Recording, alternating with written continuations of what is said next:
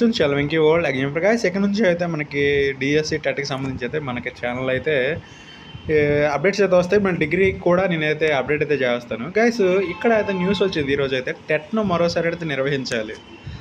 అత్యధిక పోస్టులతో మెగా డిఎస్సిని విడుదల చేసిన సందర్భంగా మరింత మంది నిరుద్యోగులకు అవకాశం కల్పించేలా మరోసారి ఉపాధ్యాయ అర్హత పరీక్ష టెట్ను నిర్వహించాలని విద్యాశాఖ మంత్రి ఈ నారా లోకేష్ని అయితే శాసనమండలి సభ్యులు భూమిరెడ్డి రామగోపాల్ రెడ్డి నెక్స్ట్ కంచెల శ్రీకాంత్ చిరంజీవి అయితే కోరారు.